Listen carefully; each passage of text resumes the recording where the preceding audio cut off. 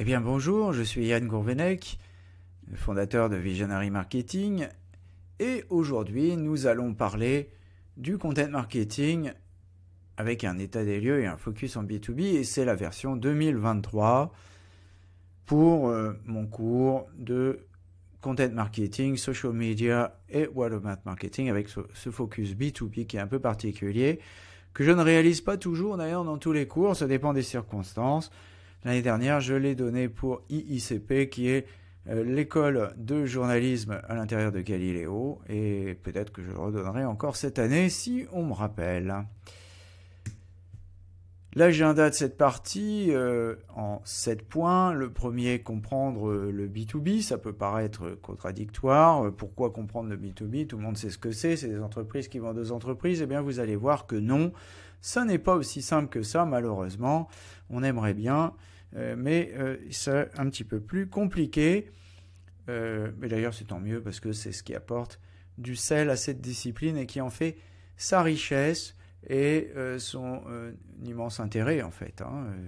Et pour ma part, je le pratique depuis une trentaine d'années. L'état des lieux du content marketing en général sera notre deuxième partie, parce qu'avant de parler du content marketing en B2B, on va d'abord se poser la question de savoir ce qu'il en est. Et puis on verra ensuite, à la lumière de cet état des lieux, quel est le content marketing, quelle est sa définition, bien entendu, dans un contexte B2B, ce qui va nous éclairer un peu sur la partie numéro 4, le zoom sur le content marketing B2B lui-même, qui sera suivi d'une présentation un peu plus technique, cette fois-ci sur l'inbound marketing et l'ABM, pour rentrer dans le détail de ce qu'il faut faire en content marketing pour le B2B et quelles sont les tendances et quels sont les modes du sujet.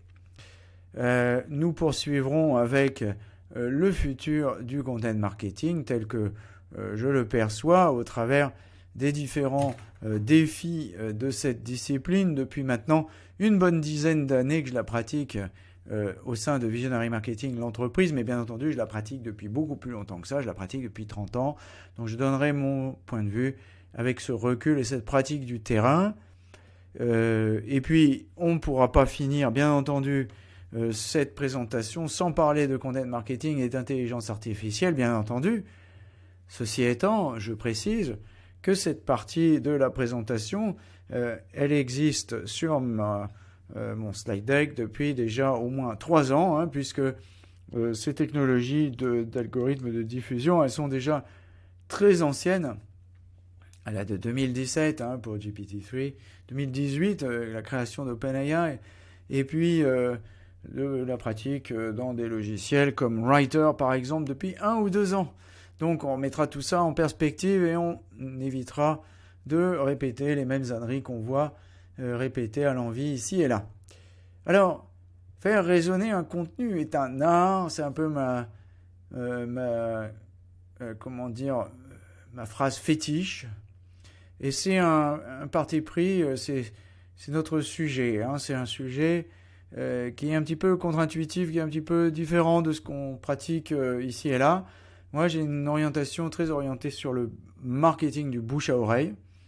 Et bien entendu, ici, ça va être l'orientation. On ne va pas parler publicité, on ne va pas parler branded content. Tout ça, je laisse ça aux publicitaires. Ils sont beaucoup plus doués que moi pour parler de ça. Ce n'est pas mon expérience. Moi, mon expérience, c'est de travailler en ce qu'on appelle la confluence.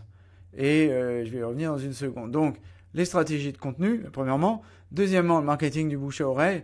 Et troisièmement, dans cet ordre-là, les médias sociaux comme support du marketing du bouche à oreille. C'est véritablement la façon dont j'oriente mon cours depuis des années. Et je pense que je ne me suis pas trompé parce que du coup, je suis toujours là. Et c'est quelque part, il y a une raison à cela. C'est que dans ce monde où tout bouge tout le temps, on est capable à la fois de déterminer les constantes et les variables. Donc la constante, c'est ça. Les variables, c'est que tout change tout le temps. Et finalement, c'est ce qui fait aussi que ce cours est intéressant, c'est qu'on peut le modifier tous les ans. Alors, le vocabulaire, justement, il est orienté par cette vision. C'est le vocabulaire de la confluence, c'est-à-dire le mélange du contenu et de l'influence. Hein. À gauche, vous avez le B2C, c'est l'influenceur tel qu'on le connaît. D'ailleurs, même en B2C, ils n'aiment pas trop s'appeler influenceur, ils aiment bien s'appeler créateur de contenu. En B2B, il n'y a pas d'influenceur, ça n'existe pas, même si on nous appelle comme ça, hein, mais ça n'existe pas. C'est pas vous qui déterminez que vous êtes un influenceur, c'est votre client. C'est votre client, il va déterminer que vous êtes un influenceur au travers de votre compétence, de votre autorité. Vous allez faire autorité, c'est ce qu'on dit dans ce secteur.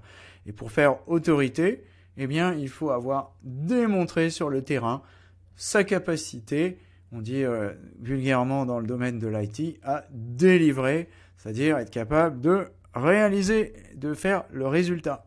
Voilà pour cette première partie, et je vous retrouve tout de suite pour les autres que nous avons découpés en plusieurs morceaux.